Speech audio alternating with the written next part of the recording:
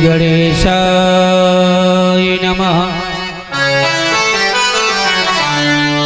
श्री सरस्वती नमः। श्री गुरुचरण कमलेभ्यो नमः। गुरुर्ब्रह्मा गुरुर्विष्णु गुरुर्देव महेश्वरः। गुरुर्साक्षात् परब्रह्म तस्मै श्री गुरवे नमः। अखण्डमण्डलाकारं व्यापितं येन चराचरं तत्पदं दर्शितं येन तस्मै श्री गुरवे नमः। नमस्तुते व्यास विशाल बुद्धि फुल्लारविंदायतपत्रनेत्रा। येना त्वया भारततेलिपूर्णा प्रज्वालितो ज्ञानमया प्रदीपा। वसुदेवसुतं देवं कंसचाणूरमर्दनं देवकी परमानन्दमो कृष्णं वन्दे जगद्गुरुं। राधा मुरिबाधारो राधा नागर दोये जातन पर छाही परे निर्मल होए। व्यासस्य कृतं भागवतं कथा कहूँ अनुसार। आसनिलो मां सरस्वती भाजियो पवने कुमार। बोले हनुमान जी महाराज की जय। देखिए द्रव्य बंधु, यह श्रीमद् भागवत महापुराण की कथा अखंड कोटि कोटि ब्रह्मांड नायक भगवान कन्हैया की अनुपम गाथा। संसार की जो भी जीव आत्मा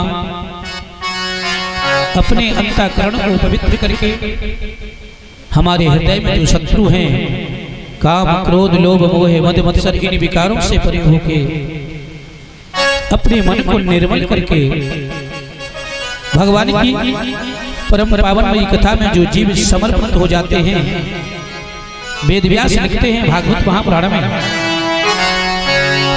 यह भागवत हरि रूप है। भगवान कन्हैया का ये विग्रह किसका जो सदा चिंतन करे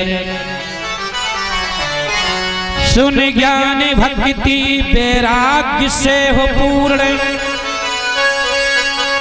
उससे अमुडर विपिता हटे ममता घटे और संपदा घर में भरे।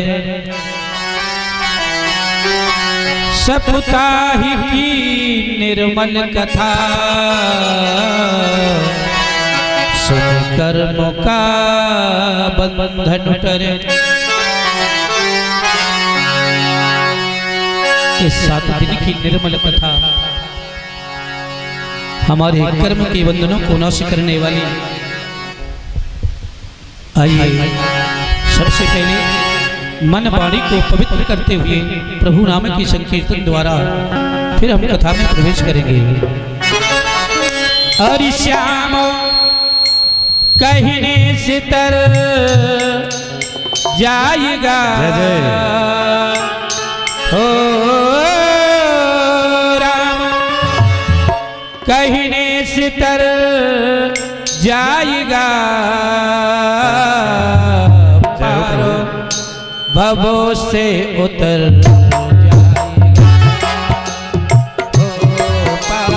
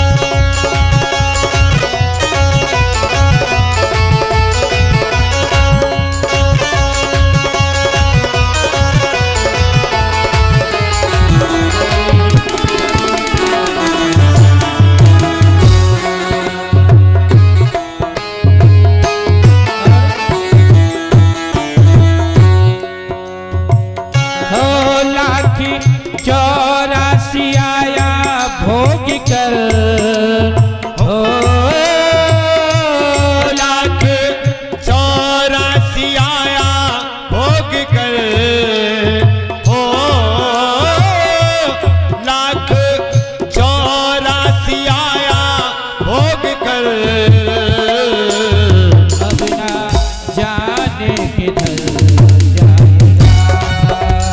ओ अब ना जाने किधर जाएगा, ओ अब ना जाने किधर जाएगा।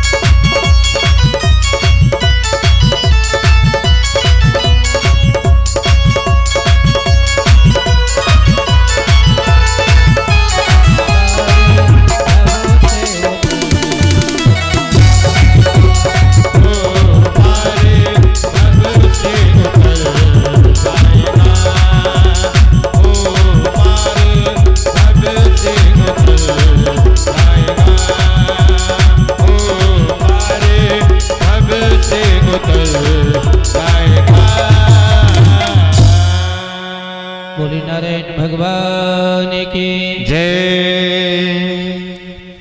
यही नाम हमारे जीवन में आ जाए। ये संसार नाशवान है, असत्य है, झूठा है। ये प्रभु का नाम हमारे जीवन में, ये प्रभु का नाम आ जाए। महात्मा वेद व्यास कहते हैं प्रत्येक क्षण ये शरीर जब असत्य है तो सत्य क्या है? शरीर हमारा झूठा है तो फिर सत्य क्या है? एक ही विचार करना, ये शरीर झूठा है, असत्य है, नाशवान है। सत्य जीव रूपी परमात्मा हमारे सारथी बना इस शरीर का, जो चला रहा वो सत्य है। उस सत्य को हम प्रणाम करें, उस सत्य को हम स्वीकार करें।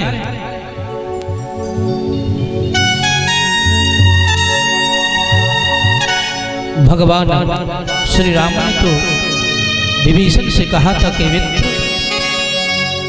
तुम चिंता ना करो, रावण रथी विरथ रघुवीरा, ऐसे महान युद्ध में जब देखा इस शरीर में कितनी बड़ी शक्ति है, ये प्रमाणित की जिस शरीर को हम और आप लिए बैठे हैं। थोड़े दौड़े आए भगवान, रावण तो इतनी बड़ी रथ पर बैठा है, आपके पास में तो रथ नहीं है,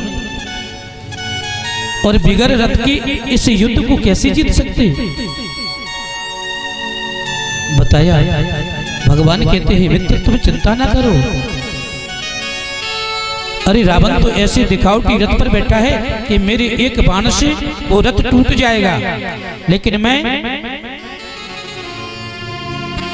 ऐसे विचार रूपी रथ पर बैठा हूं जो अजय है, जो दृढ़ है। और भगवान ने कहा था मैं नहीं महाराज, संसार के प्रत्येक जीव आत्माओं के हृदय में वो रथ है, प्रत्येक जीव आत्माओं के हृदय में रथ है, उसको हमें प्रकट करना है। और प्रकट कैसे होगा महाराज? जब ऐसी सत्संग हमारे जीवन में होगी।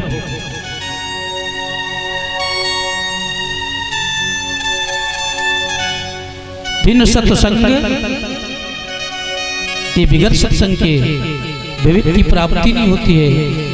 बाबा गोस्वामी लिखते तो हैं, तो जीवन में ऐसी सत्संग बनी रहे, हमारे हृदय में छुपा हुआ वो रथ प्रकट हो जाएगा। शूरता, हमारे हृदय में जो शूरता है, ताकत है, हमें जिस पर विश्वास नहीं है, कभी डिग जाते हैं, धीरता, धैर्य, ये हमारे उस रथ रूपी चके हैं। दोनों रथ के पहिए हैं, जो जीव आत्मा सत्य पर चलता है, जीवन में शीलता को धारण कर लिया है, वो उसकी ध्वजा और पताका है, वो यश है। बल, विवेक, संयम, परोपकार। जिस जीव आत्मा के हृदय में ये चार चीजें विद्यमान है, भगवान राम कहते हैं मेरे में नहीं 84 लाख योनियों की प्रत्येक हृदय में ये विचार है महाराज, लेकिन हम और आप प्रकट नहीं कर पाते, उनको प्रकट करना है। बल, विवेक, संयम, परोपकार। ये चार नाम रूपी घोड़े हमारी अंतर आत्मा के रथ में जुते हैं, और ये चारों घोड़े दया और क्षमा रूपी रस्सियों से बंधे हैं। भगवान कहते हैं मित्र, मैं ऐसे रथ पर बैठा हूं जो दृढ़ है, अजय है। संसार का जो भी जीव आत्मा ऐसे रथ पर सवार होकर इसे ग्रस्त आश्रम के युद्ध को लड़े, ये ग्रस्त हमारा युद्ध है। ये ग्रस्त आश्रम हमारे सबसे बड़ा आश्रम है। ना वैराग्य है महाराज, ना सन्यास है, ये आश्रम जो बड़ा है। ईश भजन सारथी सुजाना, कन्हैया पर दृढ़ विश्वास हो जाए, मेरे ठाकुर जी पर दृढ़ विश्वास हो जाए। वो चतुर सारथी इस रथ को सारथी बन के चला रहा है। शरीर रूपी रथ,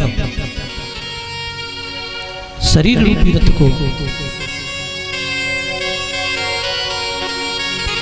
कवची अभेद विप्र गुरु पूजा, इन सब विजय उपाय न दूजा।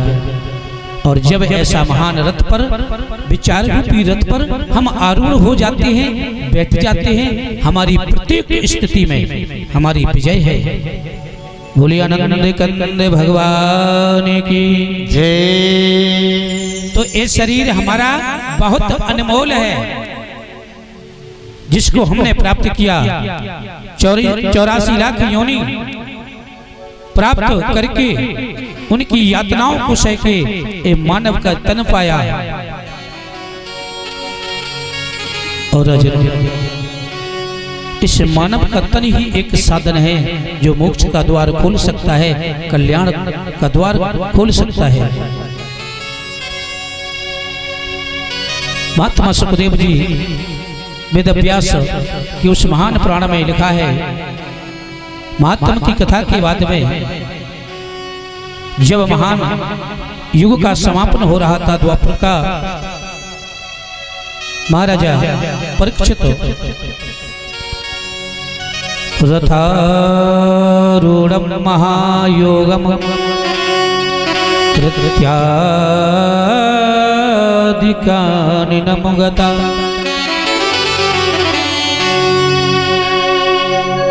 एक दिन महाराजा परीक्षित अपने रथ पर सवार होते हैं, आखेट के निमित्त जाते हैं। वेदव्यास लिखते हैं तीव्र गति से अपने रथ को चलाते हुए और जा रहे थे। महाराजा परीक्षित ने देखा सामने गौमाता, एक वृषभ बैल है, सारा शरीर जिसका काला है, एक जीव आत्मा हाथ में जिसके दंड है, गौ माता को प्रताड़ित कर रहा था। वृषभ उस बैल को भी मार रहा था। राजा परीक्षित ने दूर से देखा कि मेरे राज्य में ये निकृष्ट कर्म करने वाला कौन है। रथ को रोका महाराज ने और कहा रे कि तुम कौन हो जो इस महान राज्य में आके दुष्कर्म कर रहे हो। वो जीव आत्मा ने देखा महाराजा परीक्षित को, वो तो चतुर है, धनुष उठाया, प्रत्यंचा को खींचा, दौड़ता हुआ आया और महाराजा परीक्षित के चरणों में आके गिर गया। महाराज, मैं क्षमा प्रार्थी हूं, ये मेरा कार्यकाल प्रारंभ हो चुका है। पूछा, महाराज कौन है आप? बोले मैं कलयुग हूं। राजा परीक्षित ने विचार किया, मेरी प्रजा में इतना कष्ट, और लिखा भी है बाबा गोस्वामी ने ये भाव प्रकट किया है, जासु राज और प्रजा दुखारी, सो नृपता है नरक अधिकारी।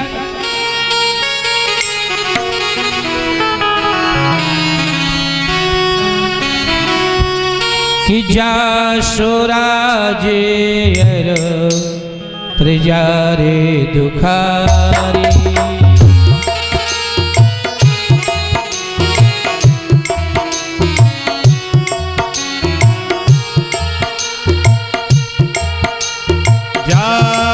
सुराज अरु प्रजा रे दुखारी,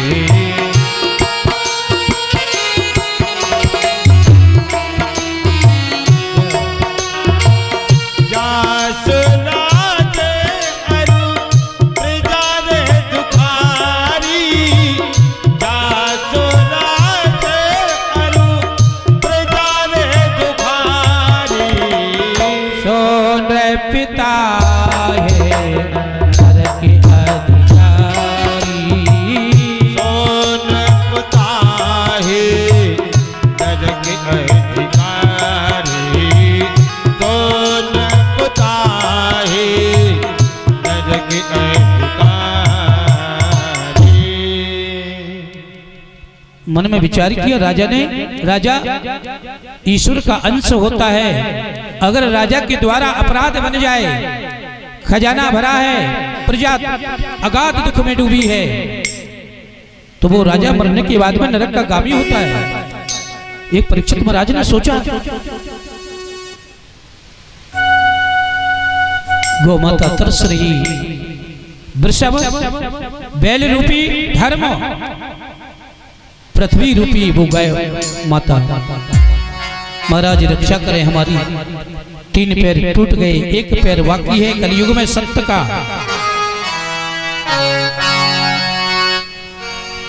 और ये कलयुग उस पैर को तोड़ना चाहता है। धर्म न दूसर सत्य समाना, आगम निगम पुराण बखाना, यही सत्य तो है जो कलयुग में चल रहा है। उस पैर को तोड़ने के लिए कलयुग प्रयास करता है। महाराजा परीक्षित की प्रतीक्षा को देखा, चतुर कलयुग चरणों में गिर गया। महाराज शरण से पर त्यागो महापातक युग भवे, अगर अपराध बन जाए महाराज और शरण में चले जाएं, मन में विचार आए तो मेरे ठाकुर जी का कथन है, शरण से पर त्यागो महापातक युग भवे। चाहे रावण के भाई विभीषण भी क्यों ना हो, अगर शरण में आ गए, समर्पित कर दिया, आपके सामने सर्वत्र हो गए, अभय दान दे देना चाहिए, ये राजा का धर्म है।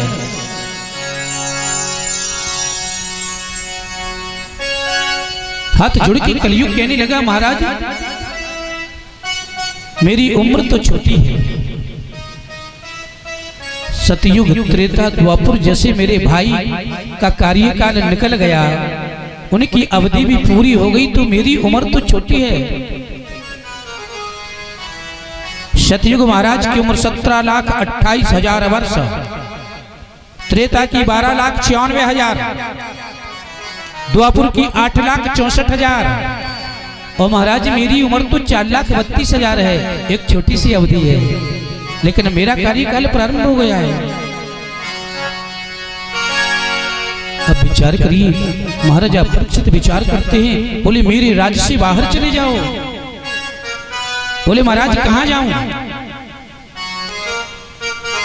उदय से अस्त तक आपका राज है, और मैं भी तो आपकी एक प्रजा हूं। राजा का धर्म होता है, प्रजा अच्छी हो बुरी हो संभालना चाहिए, ये राजा का धर्म है। कहाँ जाऊं महाराज? और महाराज एक निवेदन करूं आपसे, मेरे राज्य में बुराई है मानता हूं, लेकिन अच्छाई भी है। तो एक अच्छाई पर भी ध्यान कर लें प्रभु। सारी बुराइयां हैं लेकिन एक अच्छाई ऐसी है, मेरे 3 भाई जो निकल गए जिनका कार्यकाल उनमें भी नहीं थी। बाबा गोस्वामी प्रमाण करते हैं कलयुग में लिखा है, कलियुग केवल नाम आधारा,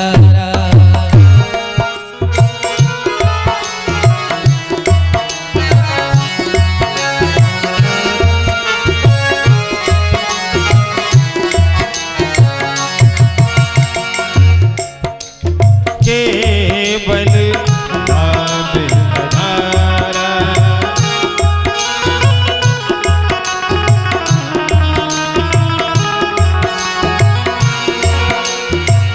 कलियुग केवल नाम आधारा, कलियुग केवल नाम आधारा, सुमरे सुमरे जय हो तेरा ही पारा,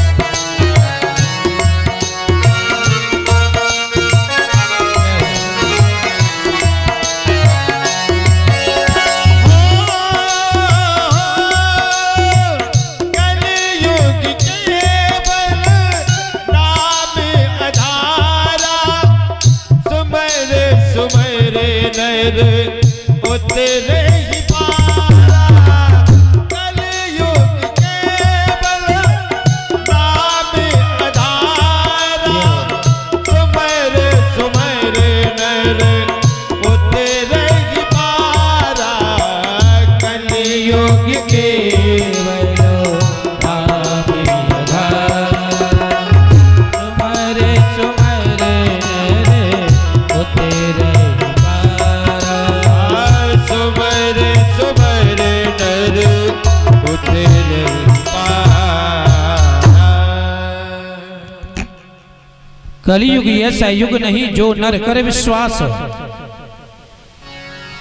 प्रभु मेरे कार्यकाल में एक बहुत बड़ी विशेषता है, मानता हूं मैं बुरा हूं, सारे अपराध है, लेकिन एक अच्छाई है कलियुग में।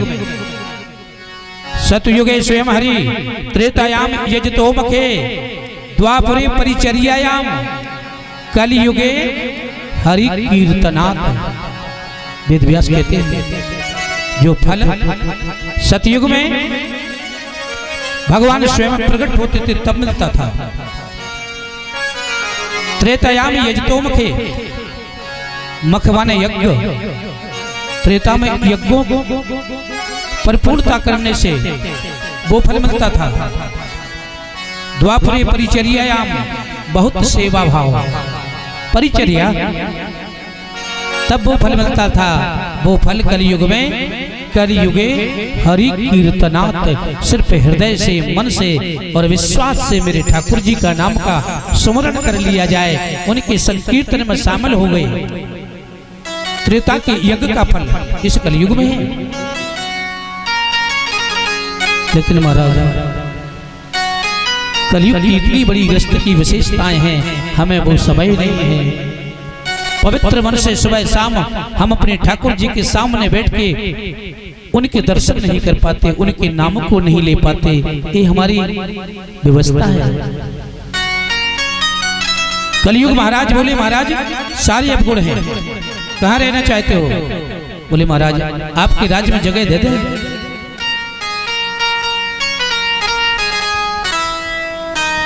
अब राज्य में जगह देने लगे। जिस घर में गौ वेद ब्राह्मण का अपमान किया जाता हो वहां पर जाके आप वास करें।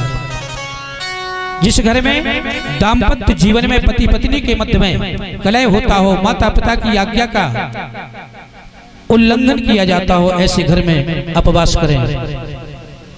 जिस घर में मांस मदिरा का सेवन किया जाता हो, ऐसे घर में तुम वास करें। कलियुग का स्थान देखिए महाराज, निमंत्रण देते हम कलियुग महाराज को अपने कर्मों से। जब ऐसी जगह बताने लगे महाराजा परीक्षित तो चतुर कलियुगी चरणों में गिर गया। महाराज मैं भी आपकी प्रजा हूँ, परिवार बड़ा है, कोई ऐसा कार्य दे दीजिए जिससे मेरा ग्रस्त मेरा परिवार चलता रहे। और हे राजन, महाराजा परीक्षित के मुखारविंद से वो स्वर्ण पराया सोना ताकत से किसी का छीन लेना वो सोना, उसमें कलयुग का वास दे दिया। और हे राजा परीक्षित, जब ये शब्द उनके मुखारविंद से प्रकट हुए कलयुग नाच उठा। जिस समय को वो देख रहा था उस समय मिल गया। आज वो समय परीक्षित महाराज की स्वयं शरीर पर आया था। उनके माथे पर जो मुकुट बना था, हे राजा उस माथे पर जाके बैठ गया। जरासंध जैसे महान प्रतापी राजाओं का वो मुकुट अपनी बाहुबल की शक्ति से पांडवों ने वो छीना, उस पर जगह बनाई। और जैसे कलयुग महाराज और विद्यमान हुए, ये बुद्धि विकसित होना बंद हो गया। अपने रथ को तीव्र गति से चलाते हुए महाराजा परीक्षित आगे चले। कलयुग ने आसन बना ली, माथे पर विपरीत बुद्धि हो गई। अंतर आत्मा में प्यास प्रकट हुई। जल की याचना, कहां मिले जल। और हे राजा, दूर से एक कुटिया को देखा, विचार किया महाराजा ने कि यहाँ जल मिलेगा। और महाराजा परीक्षित अपने रथ को चलाते हुए पर्णकुटी के समीप पहुंच गए। नीचे रथ के उतरे, प्रवेश किया। समीक ऋषि अपने नेत्रों को बंद किए भगवान की तपस्या में संलग्न थे। चक्रवर्ती सम्राट महाराजा परीक्षित समीक ऋषि ब्राह्मण से जल की याचना करने लगे। चक्रवर्ती सम्राट, लेकिन महात्मा वो संत भगवान की तपस्या में संलग्न थे, प्रति उत्तर ना दे पाए, बोल नहीं पाए। राजा परीक्षित याचना करते हैं जल की, वो दे नहीं पाए। राजा के मन में अभिमान का अंकुरन प्रकट हो गया। मैं राजा, ये पृथ्वी का नरेश, ये ब्राह्मण मेरी जिज्ञासा, मेरी याचना को पूर्ण नहीं कर रहे। और राजन अहंकार के वशीभूत, अपने हृदय में ये अहंकार जब सवार हुआ, ये हमारे जीवन का बहुत बड़ा शत्रु है। ये अभिमान, मैं चक्रवर्ती सम्राट और ये ब्राह्मण जल पिला नहीं रहा, मैं याचना कर रहा एक भिक्षुक की भांति। मृतक सर्प डला था, उस सर्प को उठा के महाराजा परीक्षित ने समीक ऋषि महाराज के और गले में डाल दिया। और हे राजा परीक्षित का ये दुर्भाग्य, एक ब्राह्मण का अपमान, रथ को लौटाया। निकल पड़े राजमहलों को, दौड़ते दौड़ते समीक ऋषि के शिष्य आए। समीक ऋषि के गले में जब वो सर्प देखा, दौड़े दौड़े उनके पुत्र श्रृंगी के पास पहुंचे और कहा, श्रृंगी तुम्हारे पिता का किसी ने अपमान कर दिया। उनके गले में सर्प डला है। वो नन्हा सा बालक दौड़ता हुआ आया, पिता के गले में वो सर्प देखा, हाथों में जल ले लिया। तक्ष में शब्द में हनी, जिस जीव आत्मा ने मेरे पिता का अपमान किया है, यही तक्षप नाम का सर्प 7वें दिन दंशन करेगा। और राजन, जब श्रृंगी ने परीक्षित महाराज को इतनी बड़ी श्राप दे दी, समीक ऋषि ने अपने नेत्रों को खोल लिया। और अपने नेत्रों को खोलकर अपने पुत्र से कहा कि पुत्र तुमने एक जघन्य अपराध किया है। जिस राजा के कृत्य से ये धरती का वेद, गौ, ब्राह्मण, संत सुरक्षित है, ऐसे राजा को श्राप दे दिया। अरे राजा तो भगवान का रूप होता है, वो कृपा पात्र है उन भगवान का। जो राजा बना वो सहज नहीं है, वो मालिक का कृपा पात्र है। और ऐसे राजा को तुमने इतनी बड़ी श्राप। समीक ऋषि रोने लगे, नेत्र सजल हो गए। पुत्र से कहा, पुत्र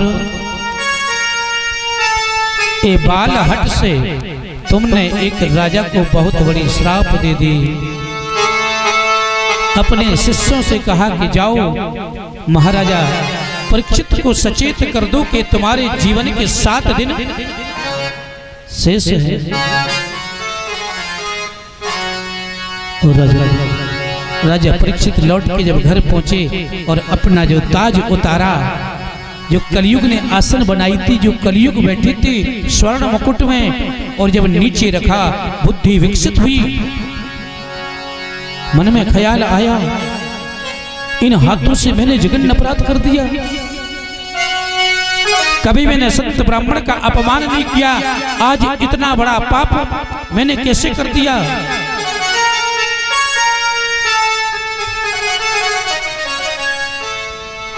राजा परीक्षित सारा शरीर रोमांचित हो गया, नेत्र सजल हो गए। और अब तो मैं उन्हीं महाराज के चरणों में जाऊंगा, उनकी शरण में जाऊंगा, क्षमा प्रार्थी हो जाऊंगा।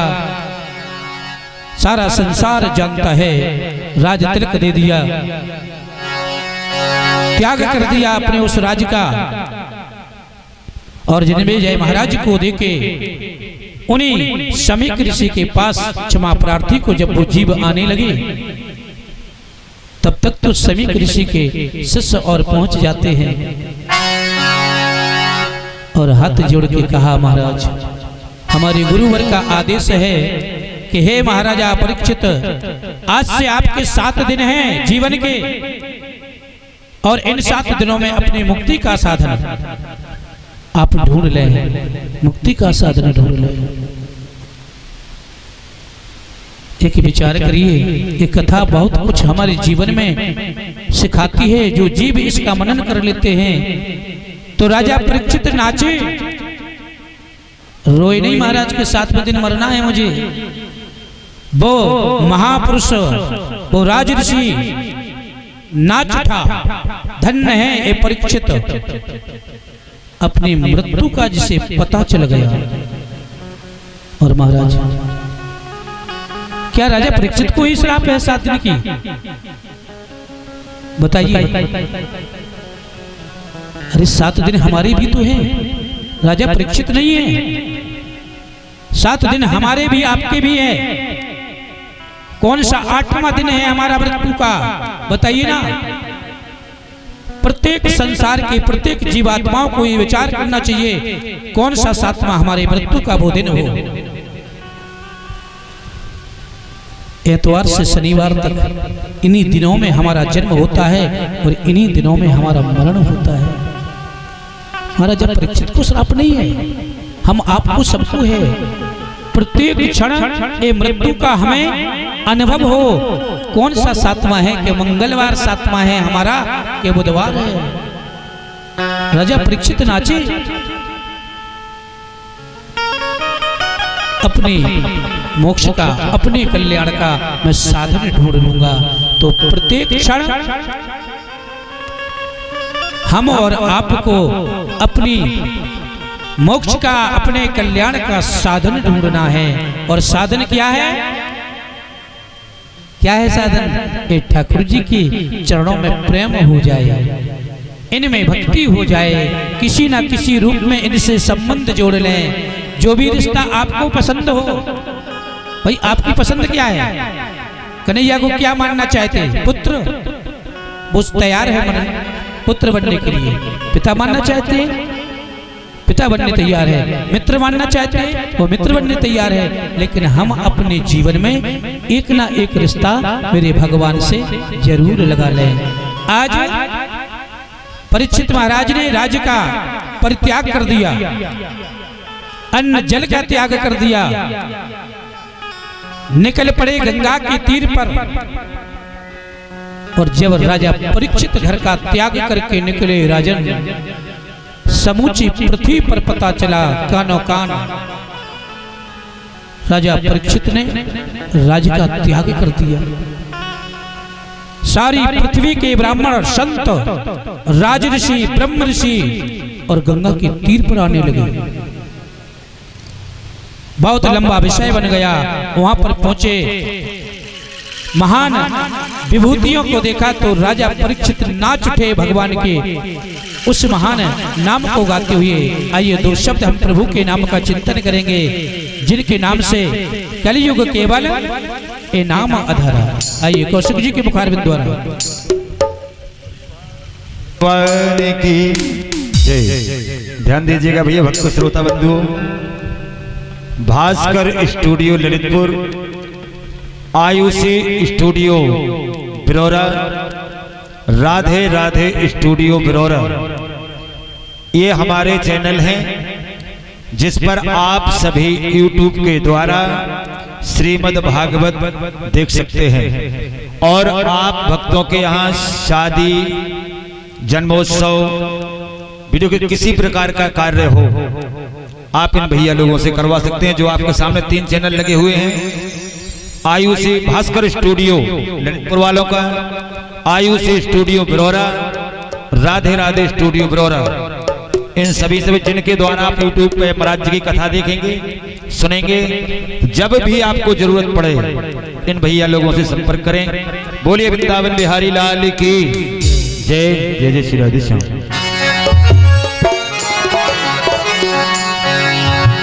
तो मेरे मालिक,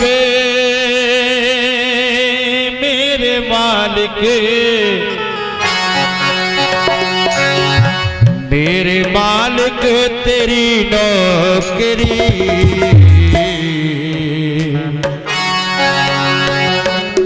मेरे प्रभु जी तेरी नौकरी सबसे बढ़िया है, सबसे खरी।